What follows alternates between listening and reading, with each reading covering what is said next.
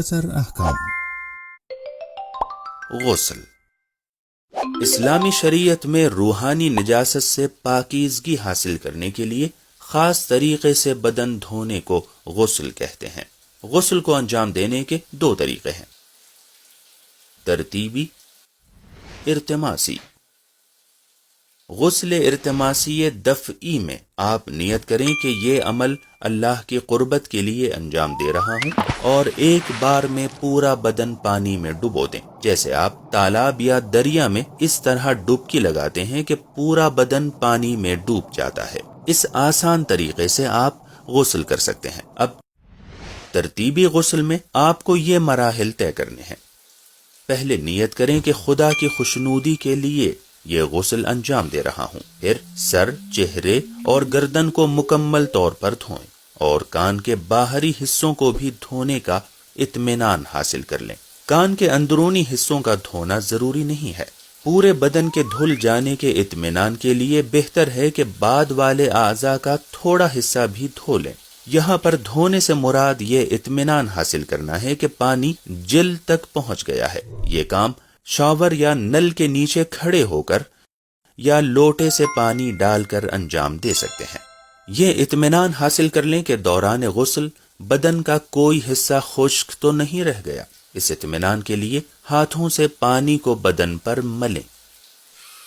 اب بدن کا داہنا حصہ دھوئیں، جس میں کاندھا، ہاتھ، سینہ، پیٹ، پیچھے کا حصہ، شرمگاہ، جھانگ، پنڈلیاں اور پیر شامل ہیں۔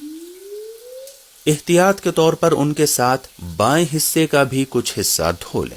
پھر بایاں حصہ اور شرمگاہ ویسے ہی دھوئیں جیسے داہنے حصے میں دھویا تھا۔ بایاں حصہ دھوتے ہی غسل مکمل ہو جائے گا۔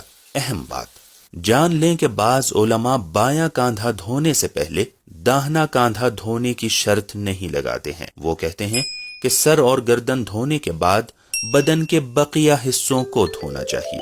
غسل کرتے وقت کن چیزوں کی رعایت کرنا ضروری ہے؟ پانی پاک ہونا چاہیے، یعنی نجس نہ ہو، مباح ہونا چاہیے، یعنی غصبی نہ ہو، مطلق ہو، یعنی اس میں کچھ ملا نہ ہو اور اس میں کوئی چیز گھولی نہ گئی ہو۔ پانی کھال تک پہنچنا چاہیے، اور اگر کوئی چیز کھال تک پانی پہنچنے میں رکاوٹ بن رہی ہے تو اس کو برطرف کر دینا چاہیے۔ صرف بالوں کو دھوئیں اور پانی سر کی کھال تک نہ پہنچے تو یہ کافی نہیں ہے۔ غسل سے پہلے اعضاء بدن کا پاک ہونا ضروری ہے، اور اگر غسل کے دوران ہی وہ پاک ہو جائیں تو بھی کافی ہے۔ یہ عمل ترتیب سے انجام پانا چاہیے، اس طرح کہ سب سے پہلے سر و گردن دھوئیں اور اس کے بعد جسم کا باقی حصہ دھوئیں۔ ہمارے بعض علماء کے مطابق بائیں حصے کو دھونے سے پہلے داہنے حصے کا دھونا ضروری ہے۔ اس مسئلے کو اپنے مرجع تقلید کی توضیح المسائل میں دیکھ لیں۔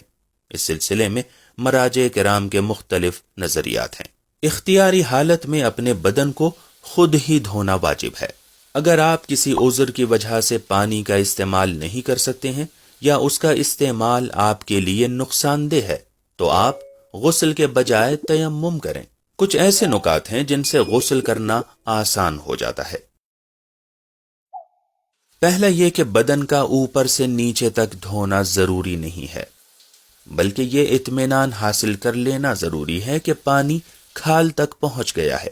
دوسرا یہ کہ پے در پے اعضاء کا دھونا لازمی نہیں ہے، بلکہ سر و گردن کو دھونے کے کچھ دیر کے بعد بھی بدن کا باقی حصہ دھو سکتے ہیں۔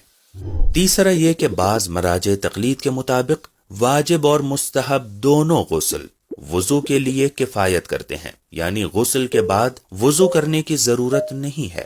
چوتھا یہ کہ آپ ایک ہی غسل میں متعدد غسلوں کی نیت کر سکتے ہیں۔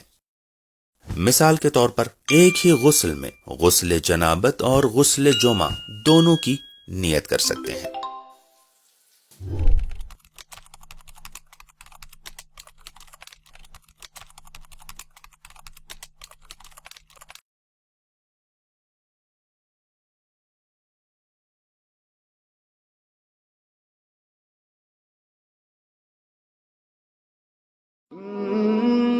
هديناه السبيل إما شاكرا وإما اگر آپ ہمارے لیٹسٹ ویڈیوز کے بارے میں جاننا چاہتے ہیں تو ہمارے چینل کو سبسکرائب کریں اور بیل آئیکن کو پریس کریں۔